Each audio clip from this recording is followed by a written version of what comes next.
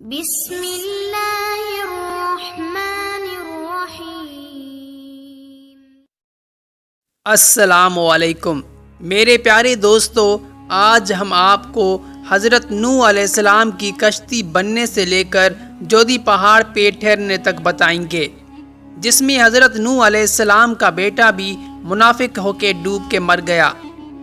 خواتین و حضرات، ویڈیو میں آخر تک بنے رہیے گا۔ اگر آپ نے ہمارا چینل ابھی تک سبسکرائب نہیں کیا تو سبسکرائب لازمی کریں۔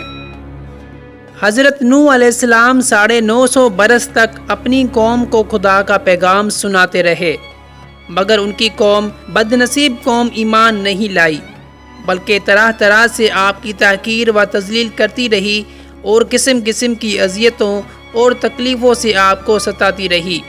یہاں تک کہ کئی بار ان ظالموں نے آپ کو اس قدر زد و کوب کیا کہ آپ کو مردہ خیال کر کے کپڑوں میں لپیٹ کر مکان میں ڈال دیا، مگر آپ پھر بھی مکان سے نکل کر دین کی تبلیغ فرمانے لگے۔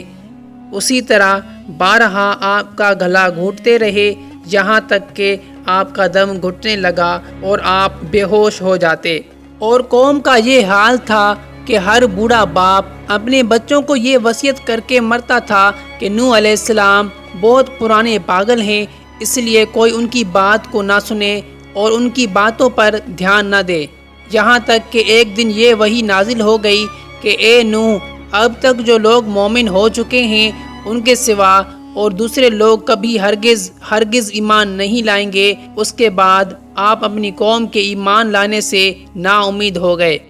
اور آپ نے اس قوم کی ہلاکت کے لیے دعا فرما دی، اور اللہ تعالیٰ نے آپ کو حکم دیا کہ آپ ایک کشتی تیار کریں۔ چنانچہ 100 برس میں آپ کے لگائے ہوئے ساگوان کے درخت تیار ہو گئے اور آپ نے ان درختوں کی لکڑیوں سے ایک کشتی بنائی جو 80 گز لمبی اور 50 گز چوڑی تھی، اور اس میں 3 درجے تھے، نچلے طبقے میں درندے، پرندے اور حشرات الارض وغیرہ، اور درمیانی طبقے میں چوپائے وغیرہ جانوروں کے لیے، اور بالائی طبقے میں خود اور مومنین کے لیے جگہ بنائی۔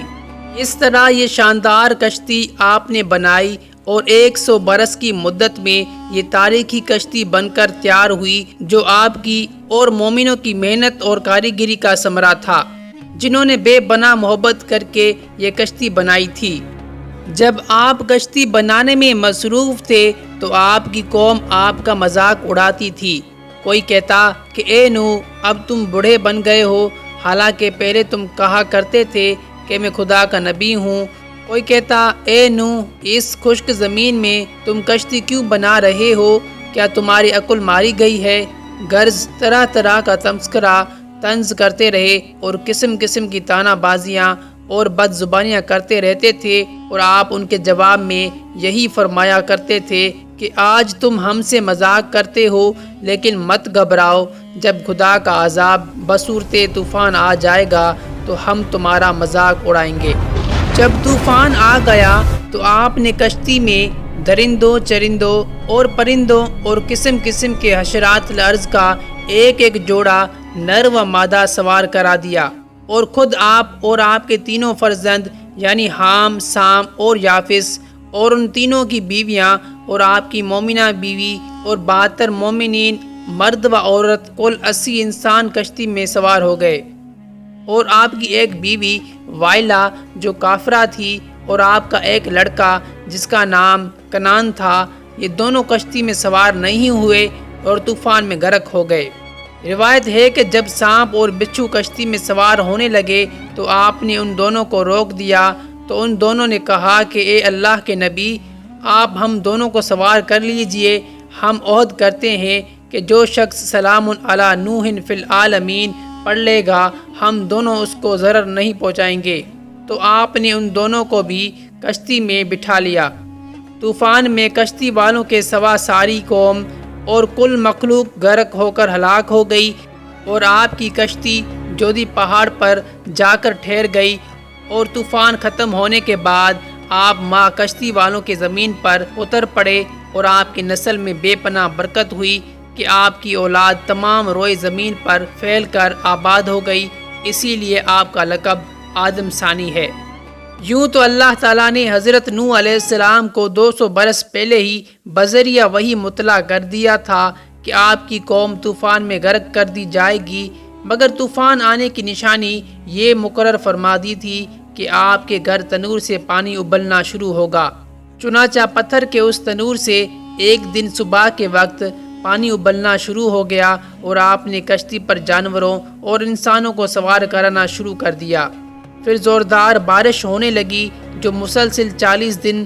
40 رات موسلا دھار برستی رہی، اور زمین بھی جا بجا شک ہو گئی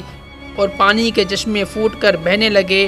اور اس طرح بارش اور زمین سے نکلنے والے پانیوں سے ایسا طوفان آ گیا کہ 40 گز اونچے پہاڑوں کی چوٹیاں ڈوب گئیں۔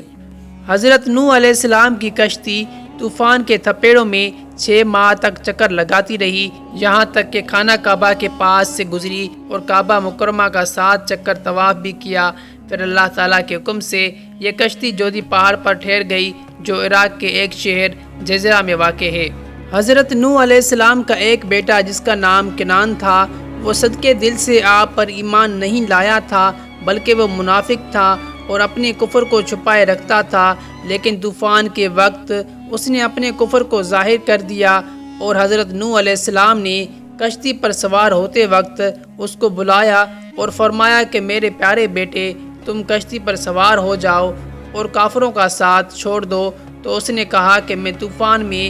پہاڑوں پہ چڑھ کر پناہ لے لوں گا۔ تو آپ نے بڑی دل سوزی کے ساتھ فرمایا کہ بیٹا، آج خدا کے عذاب سے کوئی کسی کو نہیں بچا سکتا، ہاں جس پر خداوند کریم اپنا رحم فرمائے بس وہی بچ سکتا ہے۔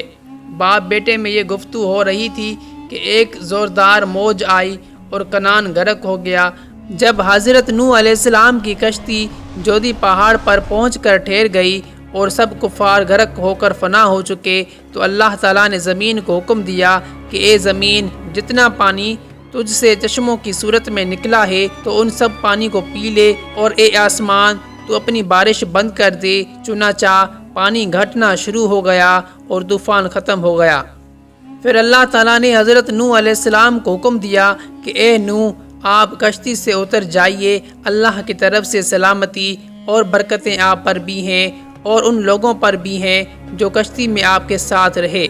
حدیث شریف میں آیا ہے کہ حضرت نوح علیہ السلام نے روئے زمین کی خبر لانے کے لیے کسی کو بھیجنے کا ارادہ فرمایا، تو سب سے پہلے مرغی نے کہا میں روئے زمین کی خبر لاؤں گی۔ تو آپ نے اس کو پکڑ لیا اور اس کے بازوؤں پر مہر لگا کر فرمایا کہ تجھ پر میری مہر ہے، تو پرندہ ہوتے ہوئے بھی لمبی اڑان نہ اڑ سکے گی اور میری امت تجھ سے فائدہ اٹھائے گی۔ پھر آپ نے کوے کو بھیجا تو وہ ایک مردار دیکھ کر اس پر گر پڑا اور واپس نہیں آیا، تو آپ نے اس پر لعنت فرما دی اور اس کے لیے بد دعا فرما دی کہ وہ ہمیشہ خوف میں مبتلا رہے۔ پھر آپ نے کبوتر کو بھیجا تو وہ زمین پر نہیں اترا، بلکہ ملک سبا سے زیتون کی ایک پتی چونچ میں لے کر آ گیا۔ تو آپ نے فرمایا کہ تم زمین پر نہیں اترے، اس لیے پھر جاؤ اور روئے زمین کی خبر لاؤ۔ تو کبوتر دوبارہ روانہ ہوا اور مکہ مکرمہ میں حرم کعبہ کی زمین پر اترا اور دیکھ لیا کہ پانی زمین حرم سے ختم ہو چکا ہے اور سرخ رنگ کی مٹی ظاہر ہو گئی ہے۔ کبوتر کے دونوں پاؤں سرخ مٹی سے رنگین ہو گئے اور وہ اسی حالت میں حضرت نوح علیہ السلام کے پاس واپس آ گیا اور عرض کیا کہ اے خدا کے پیغمبر، آپ میرے گلے میں ایک خوبصورت توق عطا فرمائیے اور میرے پاؤں میں سرخ خضاب مرحمت فرمائیے اور مجھے زمین حرم میں سکونت کا شرف عطا فرمائیے۔ چنانچہ حضرت نوح علیہ السلام نے کبوتر کے سر پر دست شفقت پھیرا اور اس کے لیے یہ دعا فرما دی کہ اس کے گلے میں دھاری کا ایک خوبصورت ہار پڑا رہے اور اس کے پاؤں سرخ ہو جائیں اور اس کی نسل میں خیر و برکت رہے اور اس کو زمین و حرم میں سکونت کا شرف ملے۔